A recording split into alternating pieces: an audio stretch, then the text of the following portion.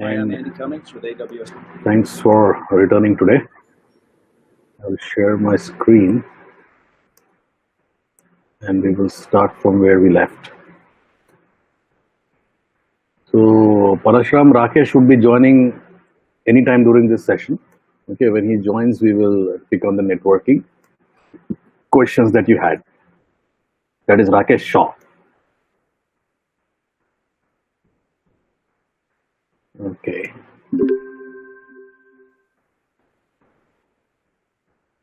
So what are we checking today? Is auto scaling. So auto scaling is something which we had covered quite in detail. So let's see what this guy is talking. Based on that, training and certification. Welcome to an introduction to auto scaling. I've been with AWS for going on a year and a half now, and I'm currently responsible for delivering live training events to AWS customers across North America. In this video, we will introduce auto scaling. We're going to go through an overview and potential use cases of the service, and then walk through a demonstration so you can see the service in action. So what is auto scaling? Auto scaling helps you ensure that you have the correct number of EC2 instances available to handle the load for your application. Using auto scaling removes the guesswork of how many EC2 instances you need at a point in time to meet your workload requirements. When you run your applications on EC2 instances, it is critical to monitor the performance of your workload using CloudWatch. CloudWatch by itself, however, will not add or remove EC2 instances. This is where auto scaling comes into the picture. Let's look at an example workload. We've used CloudWatch to measure EC2 resource requirements over a standard week. Note that the resource requirements vary, with Wednesday requiring the most capacity and Saturday the least. We could go the route of allocating more than enough EC2 capacity to always be able to meet our highest demand time, in this case Wednesday. However, this means that we are running resources that will be underutilized most days of the week. This is an option, but our costs are not optimized. On the other end of the scale, we could allocate fewer EC2 instances, thus reducing cost.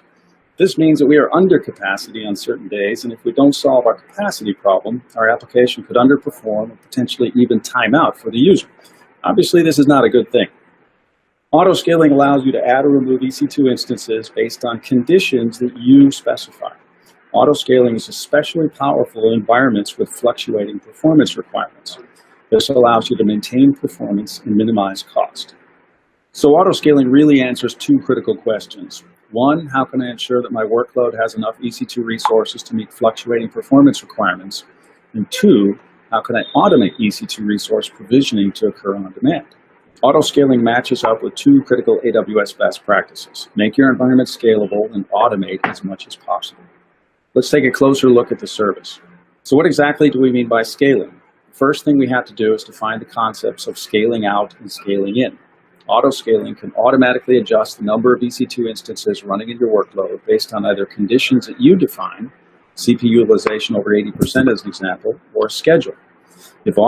So I mean, I hope you guys remember, many of you who had joined my last session in the previous training sessions that we had, it's all this tries to say is that, and you remember I told you that, on AWS, I cannot scale up servers vertically, so I can't on the fly without shutting down the server.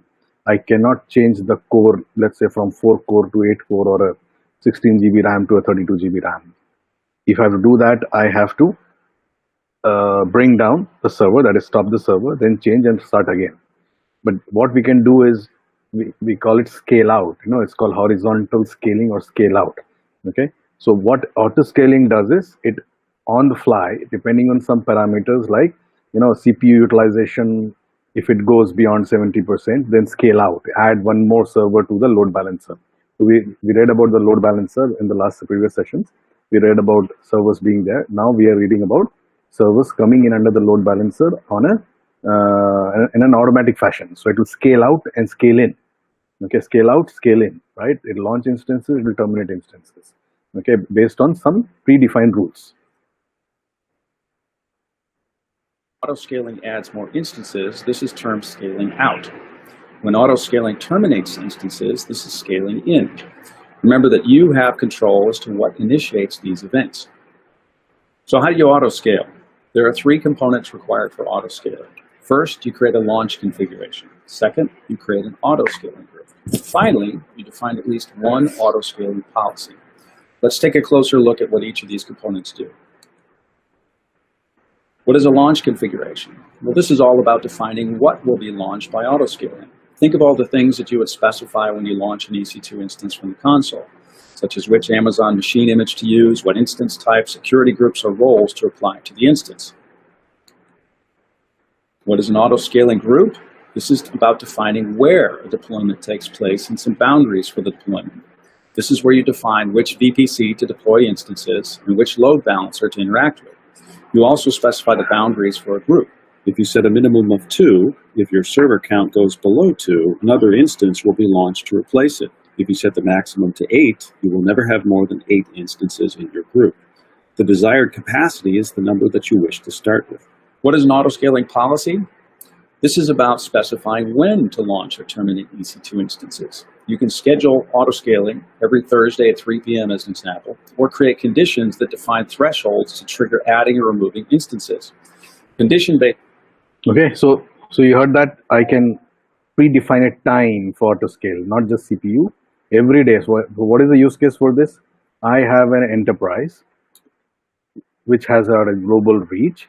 Okay, let's say I have a BI server. BI is business intelligence or business analytics, where I see all the reports, right? And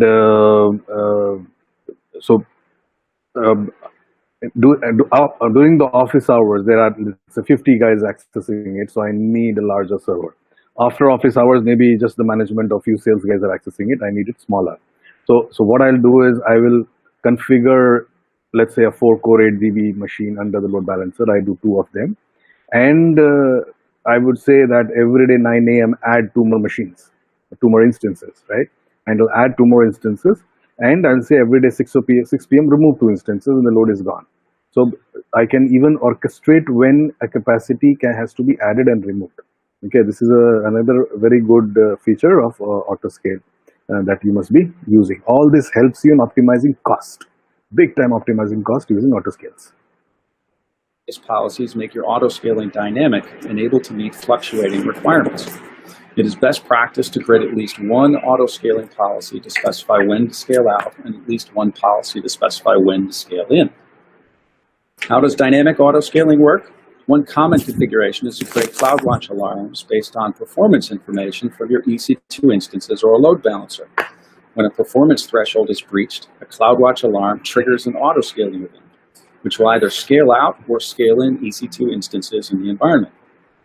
Let's take a look at a sample CloudWatch alarm. The first part of the alarm is a condition with a specific threshold. In this case, CPU utilization is greater than 80%. Note there is also a time period specified that you can control. This means we could be specifying that the alarm will fire if CPU utilization is over 80% for 5 consecutive minutes.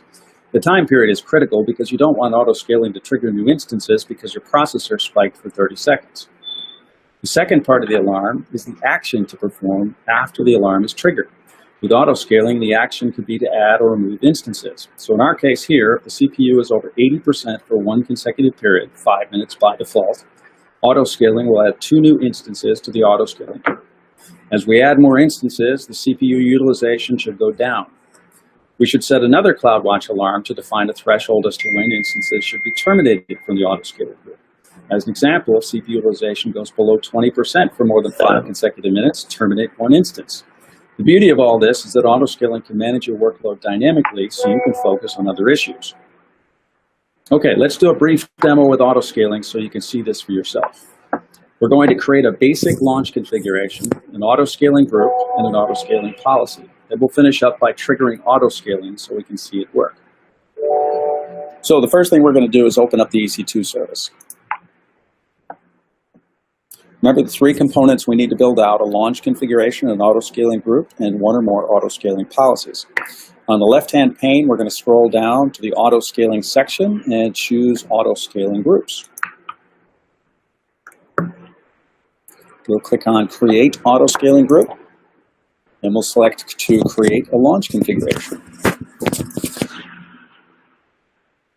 If you've launched an EC2 instance before, you will recognize the choices we need to make. We're going to choose an Amazon AMI, and then we'll go ahead and choose an M4 large instance type.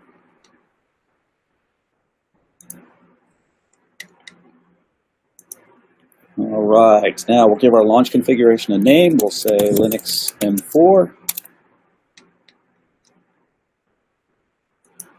We'll leave the default settings for storage and security groups. And we'll review our configuration, click Launch, Create Launch Configuration. Now we're going to choose an existing key pair that's already out there and create the launch configuration. All right, this takes us directly into the properties for the auto-scaling group. We'll give it a name. We'll say Sales App. You can see that it's using the launch configuration that we just built out. We're going to specify to start with 2 instances. And then we're going to specify which VPC and subnet to actually go to deploy the instances into. Then we're going to configure scaling policies. All right, we're going to choose to use scaling policies to adjust the capacity of this group. And we're going to set the scaling between 2 and 8 instances. This is going to be our minimum and maximum values here.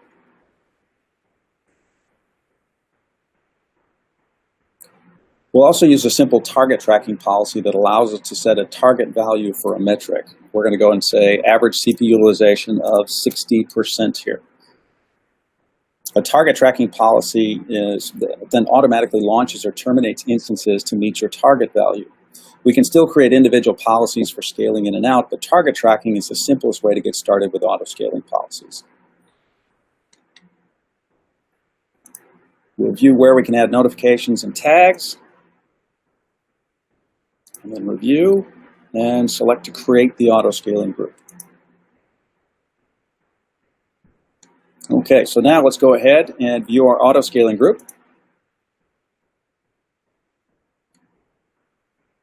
Move this up a little tighter so we can see everything along the way. You can see that the maximum instance, the minimum instance is set for 2, and the maximum is set for 8.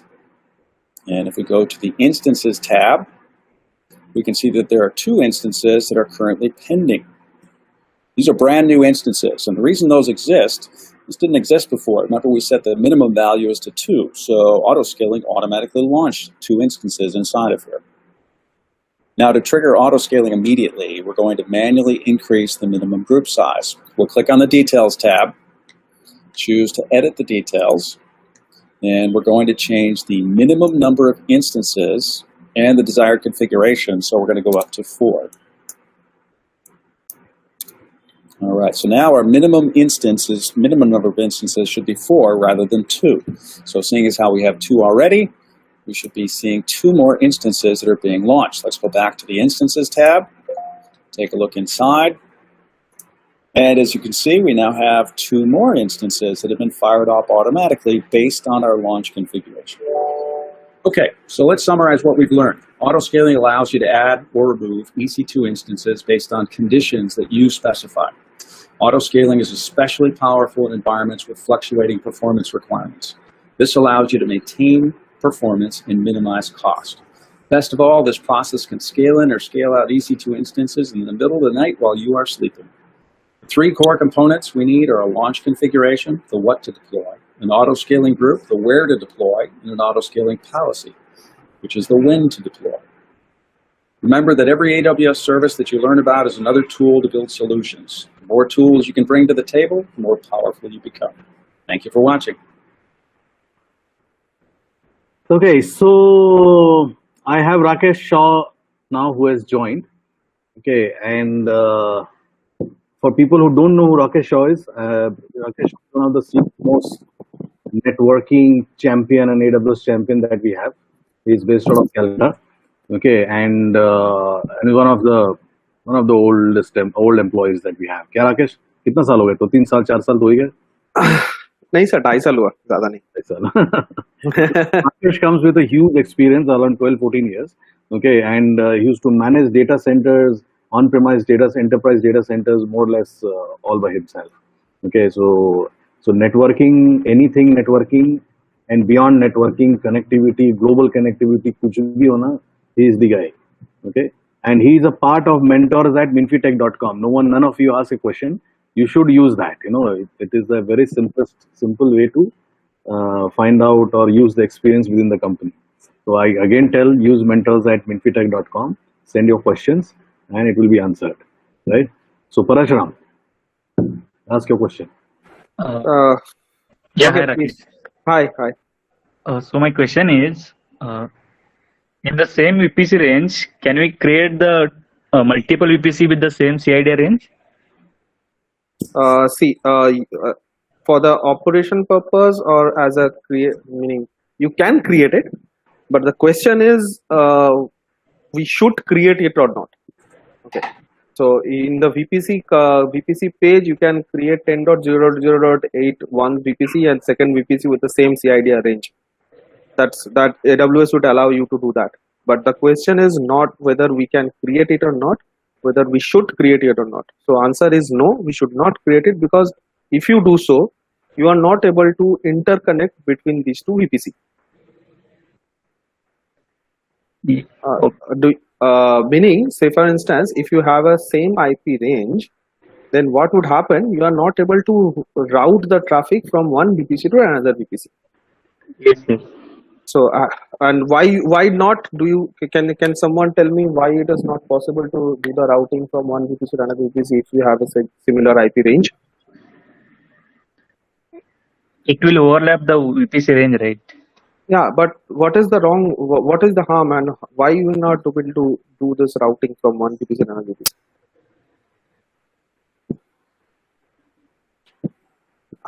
Okay.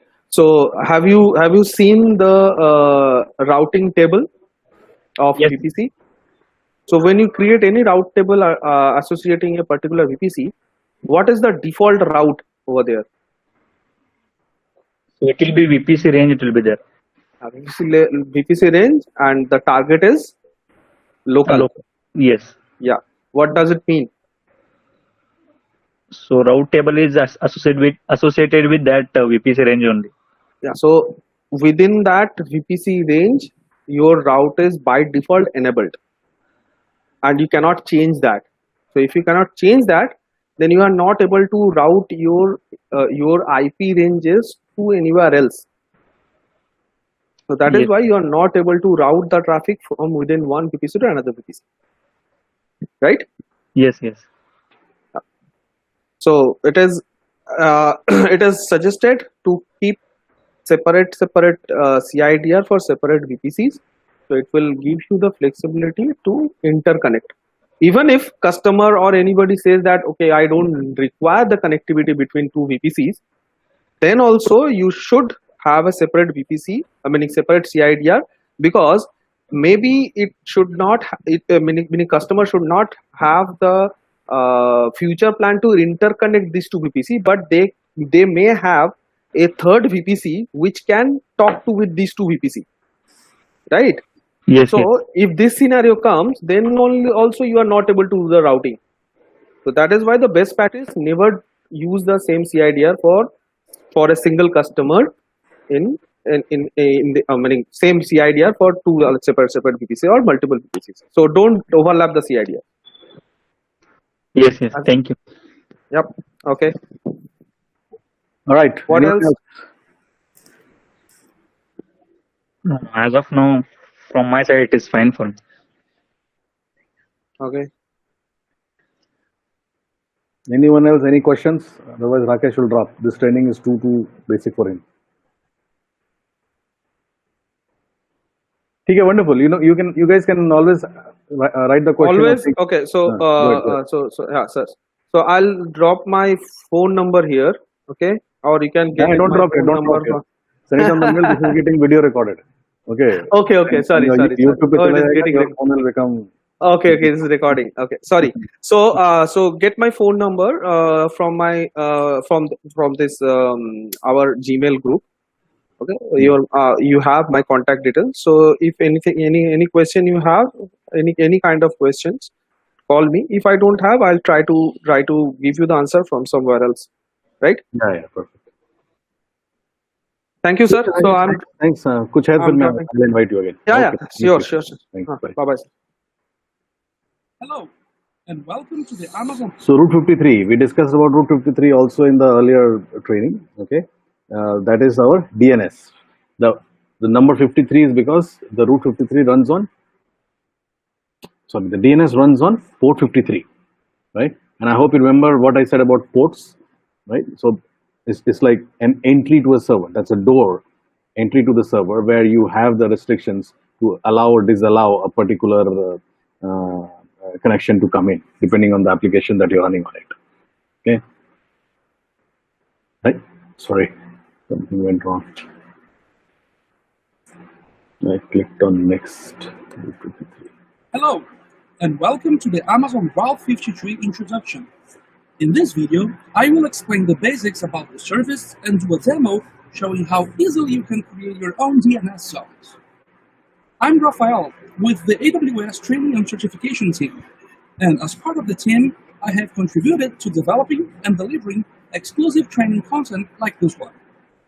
This video introduces Route 53, and here we will walk through an overview and potential use cases for the service, and then watch a demonstration so as you can see the service in action. Let's take a closer look with an overview of the service. Route 53 is a domain name system, or DNS, which is a service designed to provide businesses and developers a reliable and highly scalable way to route end users to endpoints. These endpoints could be an application, which needs to be translated into an IP address for computing systems talk to each other. And this is where the DNS comes in. In order to provide DNS translation for your domain name, you can manage your own DNS server, or you can employ a managed DNS solution like Amazon Route 53. So how does it work? Suppose that a user opens a web browser and enters a domain name for a website like Now listen to this carefully. This is how internet works. example.com. That query is typically routed to that user's internet service provider's DNS. If that website's DNS is handled by Amazon Route 53, then the user's internet service provider's DNS follows the request to Route 53, reaching the servers hosted and managed by Route 53 for you. And these servers will know how to translate example.com into something like 54.85.178.219. Now that the user knows that example.com is identified by this IP address, and then the user's browser can make requests for that specific address. When you sign up for Route 53, the first thing you do is create a hosted zone. This is where your DNS data will be kept. When you do that, you receive 4 named servers where you can delegate on your domain. On the next screen, you specify your fully qualified domain name, or FQDN, which is the domain you have purchased with the DNS registrar. This could be external, or you can even use Route 53 to purchase a domain. Privacy services is also a possible option with Amazon Route 53 registrar, allowing you to hide partial or all of your information from the WHOIS database. But back to the hosted zones, the hosted zone will contain record sets, which are the DNS translations you want to perform for that specific domain, such as blog.example.com or www.example.com or api.example.com.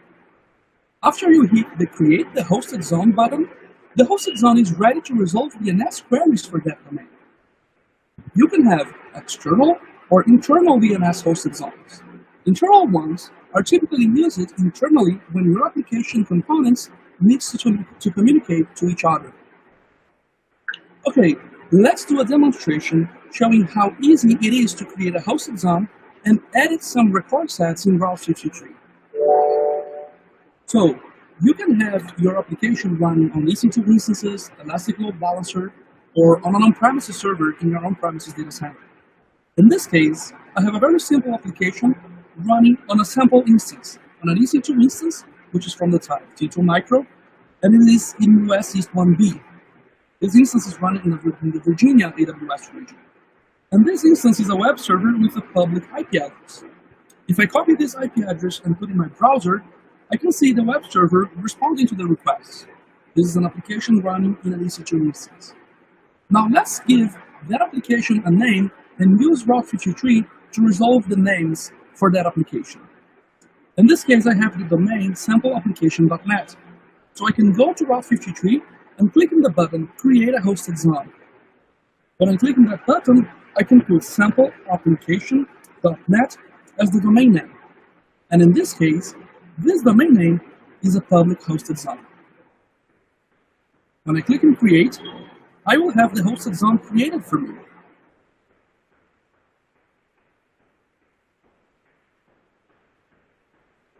On the hosted zone that I have created, I can create a new record set. If I click on the blue button, Create Record Set, I have the option of specifying which is the subdomain I want to use for my application.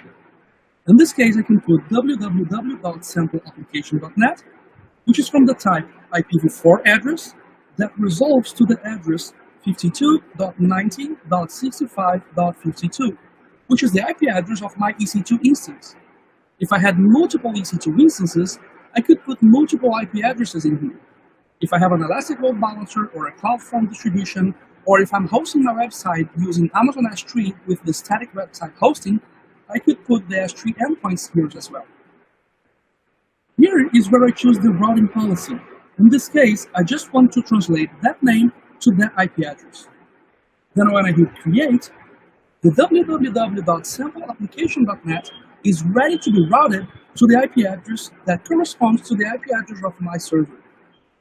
If I go to my web browser and type www.sampleapplication.net and press Enter, we can see Route 53 resolving the requests from this name to that specific IP address.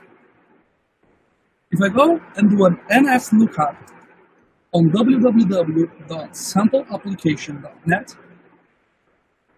I can see that the DNS resolver is resolving sampleapplication.net to 52.90.65.52, which is the IP address that I want Route 53 to resolve. Route 53 goes beyond just a name to an IP address resolution, and also offers several other resolution strategies, all of them using a global network of DNS servers around the world. That makes it possible for you to shorten the distances between your DNS resolution and your customers. So when they search for your domain, their queries are automatically routed to the closest DNS server, which resides in one of the many AWS edge locations. This means higher availability and increased performance at a large volume. In addition to simple routing, Route 53 supports geolocation, failover, weighted round robin, latency-based routing, and multi-value answering. But exploring these different types of DNS resolution is a subject for another video.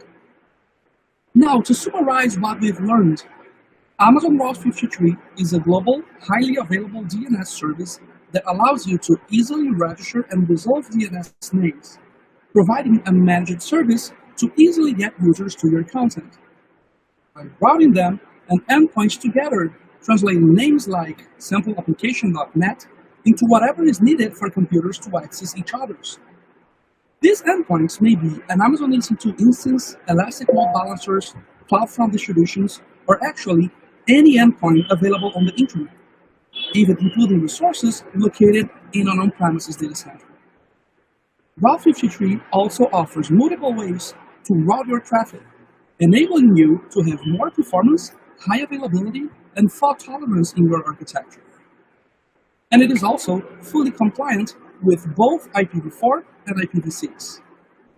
And because it is an AWS service, it's built to leverage and integrate seamlessly with many other AWS cloud services.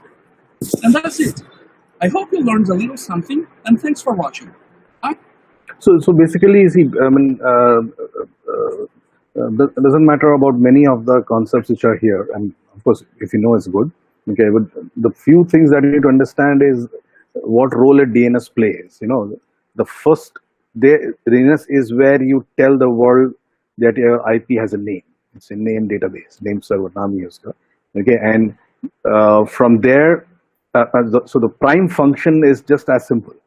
Okay, you have a server, you give it a name. That's it. After that, everything else is an advanced function of what a DNS can do, whether it is latency-based routing or globally available, or there's a lot of stuff the guy told on this, right? But remember that your domain and IP mapping is done in a DNS. So let's see, you have an application composed of individual services. You need to route a request to a service based on the content of the request. Which service should you use?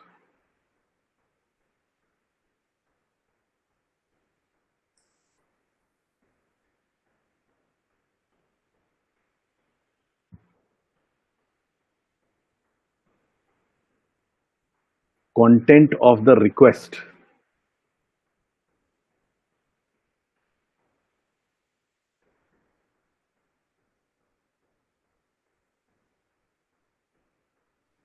What are the choices? Go ahead.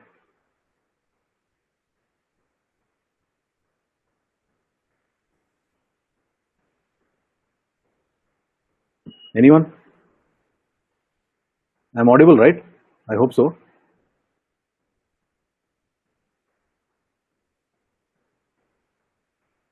No one is telling me whether I'm audible or not.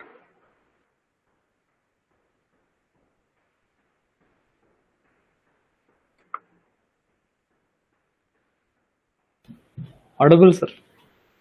No answers today. Content. What is the content of the request?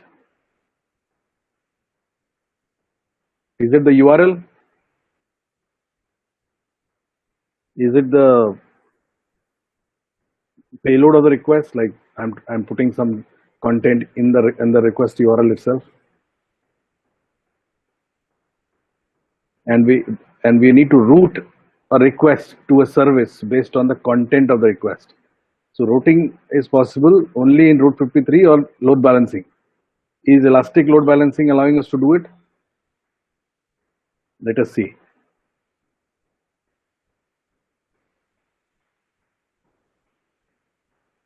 Okay. So based on the URL, if you are remember I told you that I can do a host-based routing in the load balancer. I can do a host-based routing or a domain-based, subdomain or domain-based routing. Okay, I'm sorry, host-based routing or a path-based routing, right? So path is, let's say, minfitech.com/admin. It will go to a different load balancer. minfitech.com/client will go to a different load balancer. Both of them are opening different applications. Okay, so I can do the routing based on the content of the URL. That is what it meant. What is the next chapter? RDS. Super.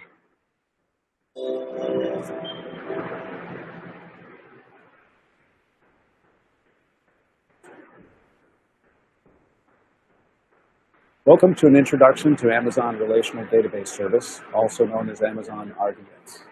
Hi, I'm Andy Cummings with AWS Training and Certification. I've been with AWS for going on a year and a half now, and I'm currently responsible for delivering live training events to AWS customers across North America. In this video, we'll focus on Amazon RDS. I'll lead with a quick service introduction and then dive a little deeper by providing an overview and use cases for Amazon RDS, and then wrap up with a summary of its main benefits. To best understand the major benefits of Amazon RDS, let's first take a look at the challenges of running a standalone relational database. In running your own relational database, you are responsible for several administrative tasks like server maintenance, software installation, patching, backups, and ensuring high availability, scalability planning, data security, and OS installation and patching. All of these tasks take resources away from other items on your to-do list and require expertise in several areas. In order to address the challenges that come with running your own relational database, AWS provides a service that sets up, operates, and scales a relational database without any ongoing administration. Amazon RDS provides cost-efficient and resizable capacity while automating time-consuming administrative tasks like the ones we previously covered. Amazon RDS frees you to focus on your applications so you could give them the performance, high availability, security, and compatibility they need. With Amazon RDS, your primary focus becomes your data and optimizing your application. Amazon RDS manages operating system install and patching, database software installation and patching, automatic backups, and high availability. Scaling resources, managing power and servers, and performing maintenance is also covered by AWS.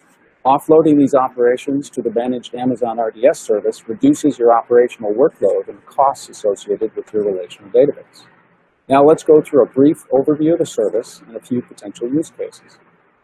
And time to-do list require So I don't know how many of you have ever worked with databases. I'm sure in colleges and all you would have done those select and inserts and joins and all kind of stuff. But that is just as a user. But when you really get into a DBA kind of mode, these are the most important aspects that you need to look at, in terms of managing and maintenance of your database. And so remember, first thing what is coming out is what are the pains of maintaining a database, and then I'm sure in the further it will be you will be coming to know as to how RDS helps you and what is RDS. like the ones we previously covered. Amazon RDS frees you to focus on your applications so you can give them the performance, high availability, security, and compatibility they need. With Amazon RDS, your primary focus becomes your data and optimizing your application. Amazon RDS manages operating system install and patching, database software installation and patching, automatic backups, and high availability. Scaling resources, managing power and servers, and performing maintenance is also covered by AWS. Offloading these operations to the managed Amazon RDS service reduces your operational workload and the costs associated with your relational database. Now let's go through a brief overview of the service and a few potential use cases. The basic building block of Amazon RDS is the database instance.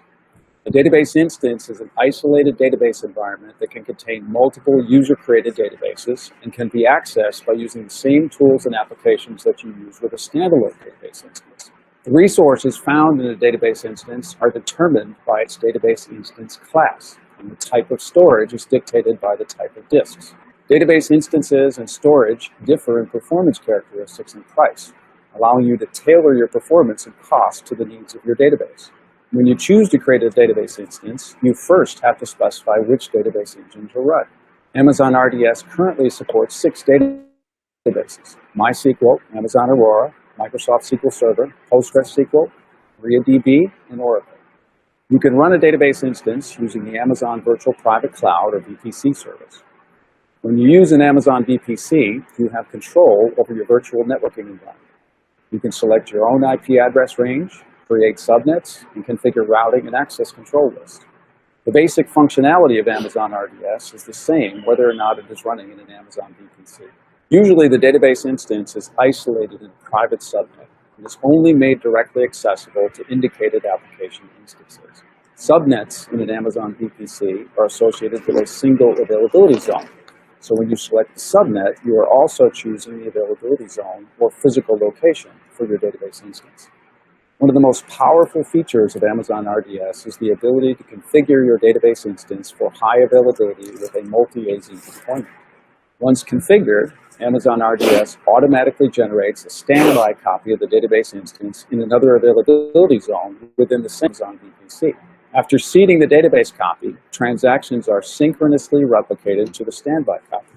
Running a database instance with multi-AZ can enhance availability during planned system maintenance and help protect your databases against database instance failure and availability zone disruption. If the master database instance fails, Amazon RDS automatically brings the standby database instance online as the new master. Because of the synchronous replication, there should be no data loss. Because your applications reference the database by name using RDS DNS endpoint, you don't need to change anything in your application code to use the standby copy for failover. Amazon RDS also supports the creation of read replicas.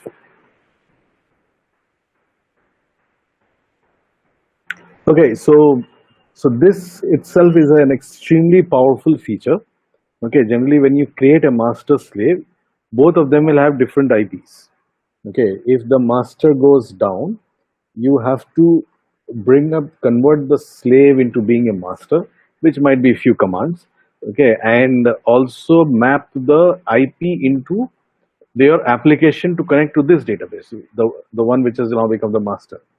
So in RDS, you don't have to worry about it. RDS works on a CNAME. CNAME is a URL. Okay, as soon as you launch RDS, you'll get a URL. The URL, and internally AWS manages mapping the master and the slave. So they must be having some kind of we call it heartbeats. Okay, the slave, there must be a heartbeat server which must be pinging onto the master and checking out if the master is there. Are you there? Are you there? At regular intervals, will keep checking. Maybe every 10 seconds or 5 seconds, will keep checking. If the master says stops responding, okay, it will again go and check, are you there? It doesn't respond, so again it will go and check, are you there? So maybe this checking will happen for 15, 20, 30 seconds, I don't know, whatever the time AWS would have fixed it. And if it still doesn't respond, this guy in between may change the server, the slave, into master. Okay, this is one of the ways to do it. I mean, I don't know, actually I don't know how AWS does it, but one of the ways to do it is this. Now the best part is, now you see there are two zones, right? Master is in one zone. Remember, when you do an HA architecture, even this is not a complete architecture, right? Why I will say that, if this whole zone goes down, my application server also goes down. So what do I do with this? The left part is completely down. So what do I do with the database? I can do nothing. RDS may convert this database and make it a master, because the previous master is not achievable. But I don't have an application server here. If I don't have an app server here, anyways, this is useless for me. Okay, but that is a perfect thing. What this guy is actually doing is, they're just creating in a way, a backup of their master database somewhere. They're not worried if this whole thing goes down. They're not worried. Anyways, it will come back again, right?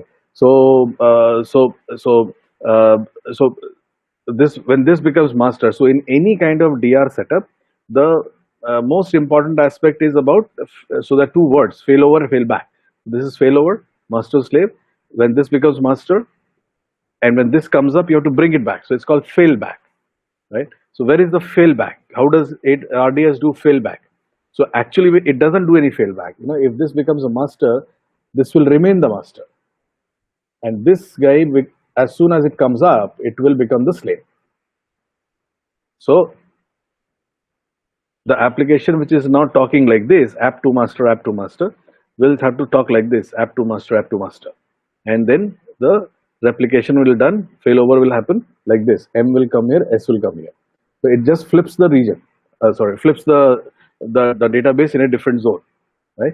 So how it still works, why is the application still working and without any latency and all? Because these two guys, these two zones, as I told earlier also, are connected with extremely high speed, low latency, sub-millisecond dark fiber cables. Okay, so you really don't have to worry about the speed at which app to database will access, right? So remember this concept very well. Master goes down, slave becomes master. After master comes up, it becomes a slave. So the master remains wherever it is. So if this master goes down, this will become the slave, right?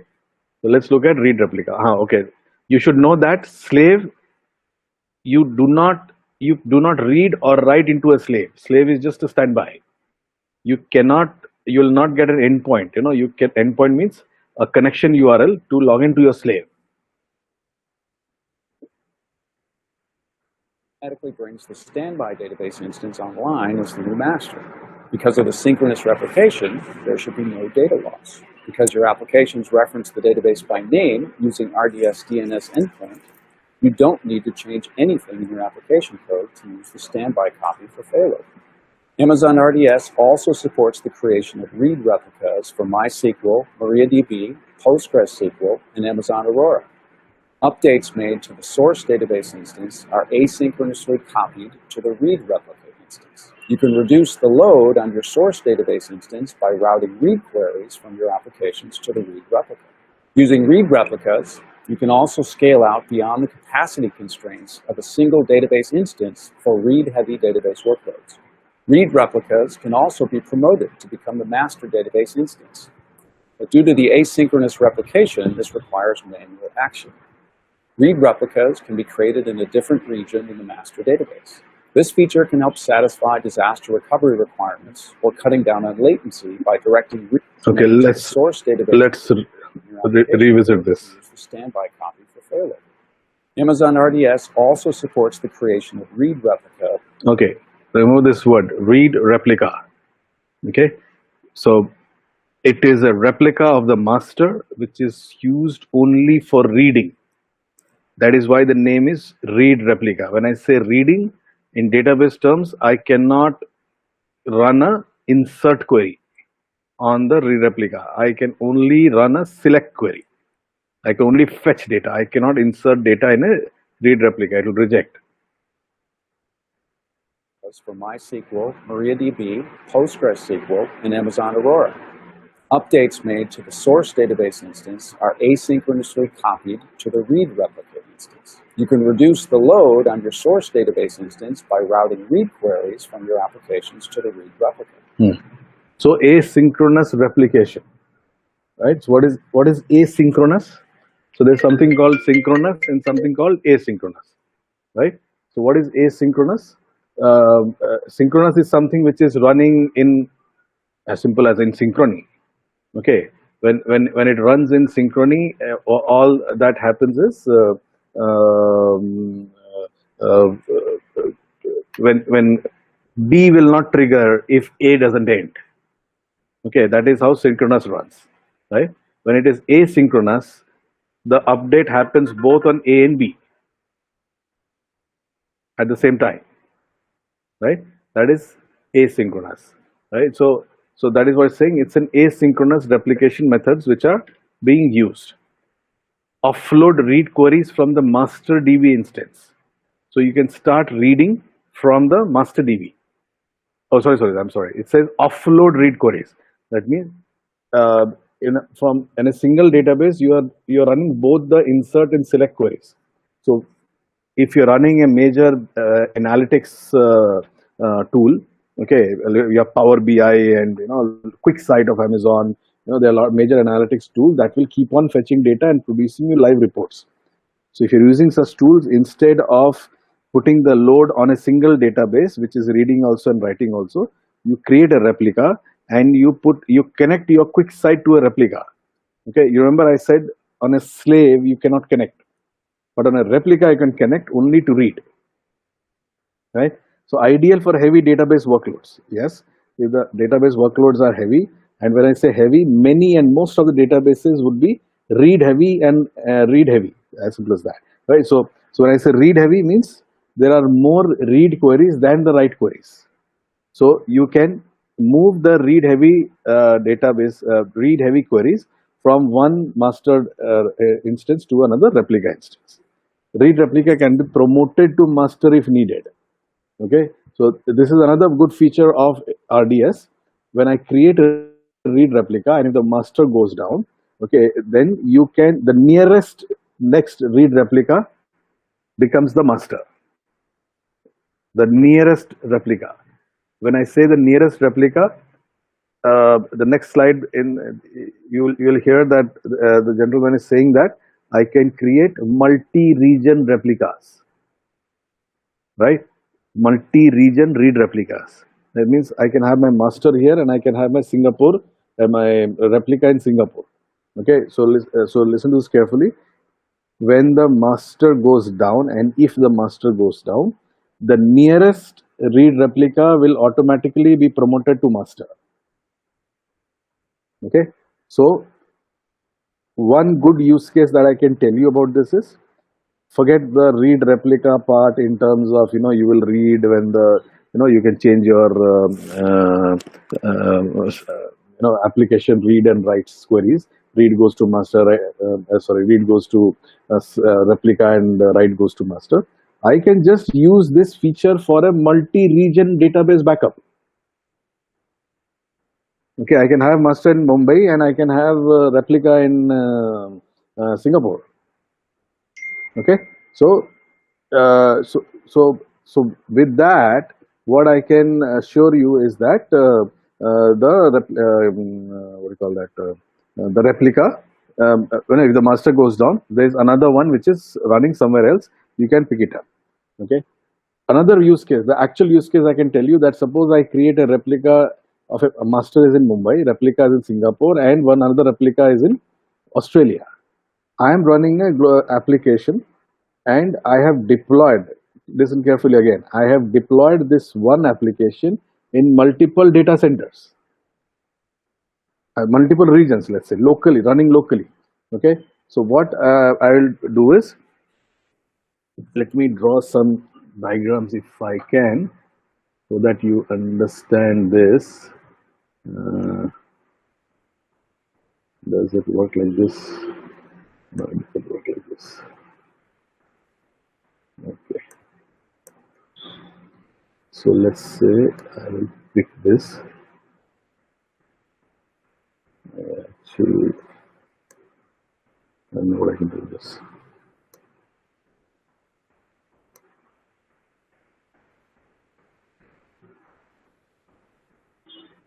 Small line building.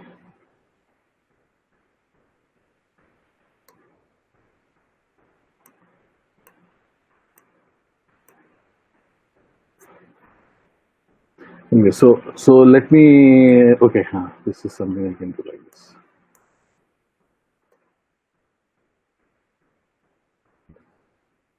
So let's say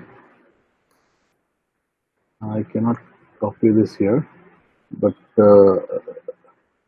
let's say I have a duplicate. We call that instance or duplicate network in Australia. So let's say this is India, this is Mumbai, okay, and this is Sydney. Okay. Now think that this whole thing, this whole thing is over here. So what I will do is, I will this master is written anyways for me. Chalo, good luck. Okay, so let's say the master database is here. Just imagine, this whole thing is not written here. The servers here, the servers which I'm going to have here. Okay, this is one app server which is going to be here, is going to write into the master. Okay, but it will read. I will also have a replica created here. Okay, so this is my replica of this master. Whenever it comes to write, now this is global, from Mumbai to Sydney, it's quite far. So I will keep my app servers in both the regions. I will tell this app to write into the master at Mumbai, but I will tell it that don't read from there, read it from the replica locally. So when the user logs in, now think again, most of your applications are going to be read heavy. Okay, so imagine the latency from Sydney to India. The latency, I don't know. If I'm guessing, it must be around 350 ms. Okay, this is just a wild guess.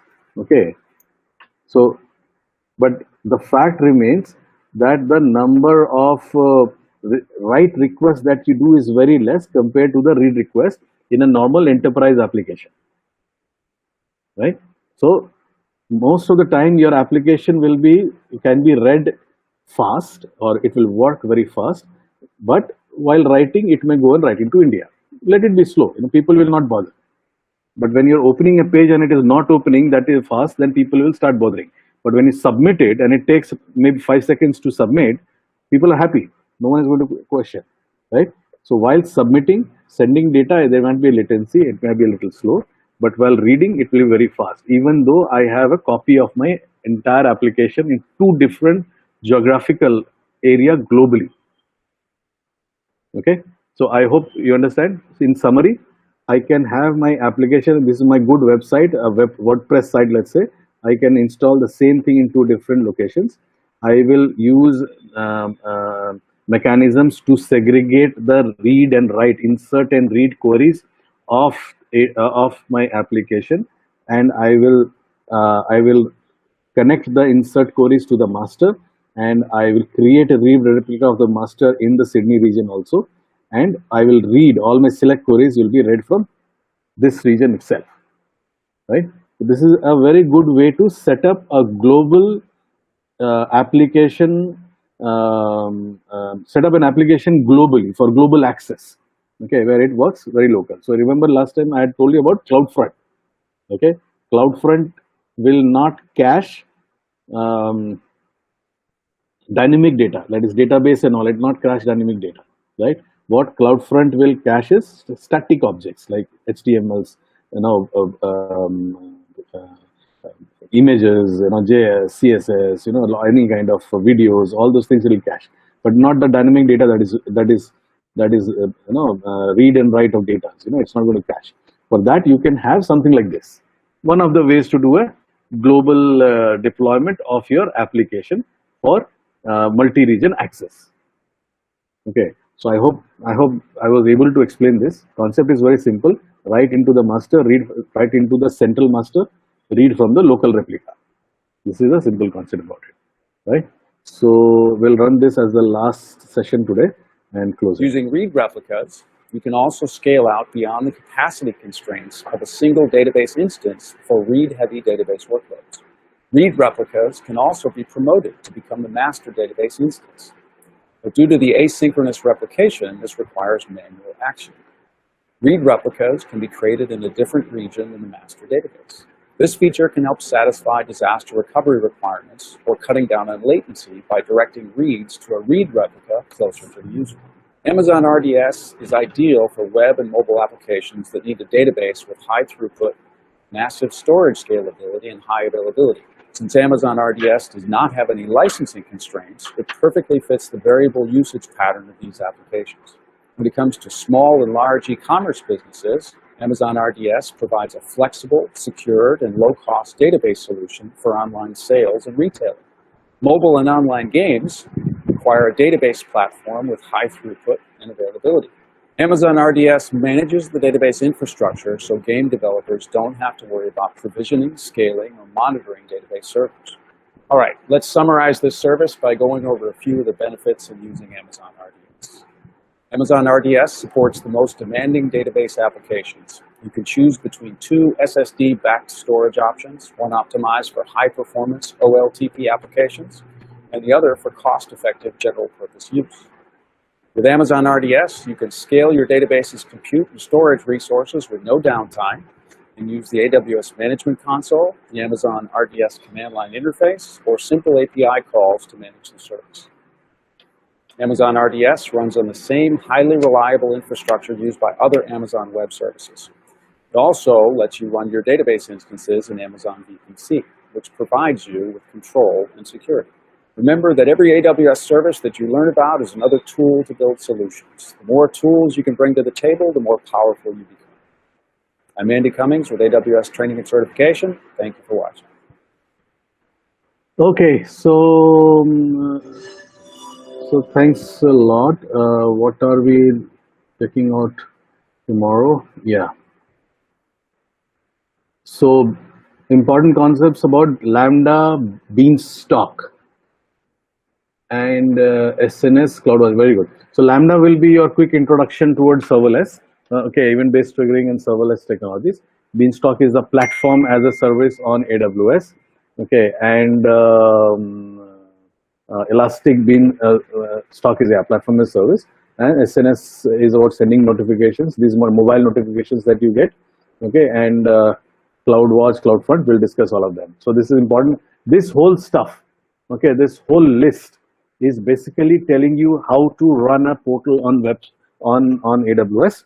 What are the components that is required to run your portal on AWS in a very available and scalable fashion, right? So let's see. So tomorrow we'll try to finish this. If not, anyways, I'll continue these sessions to the next week also, and till this ends. Okay. And advanced things like networking and all. When I run the solution architect training, I'll invite experts, like Rakesh and all, to run some kind of expertise sessions, right? So there you'll be able to get more advanced knowledge. Sorry, right? So thanks a lot for coming, and let's meet tomorrow. Sure, sir. Thank you, sir. Thank you.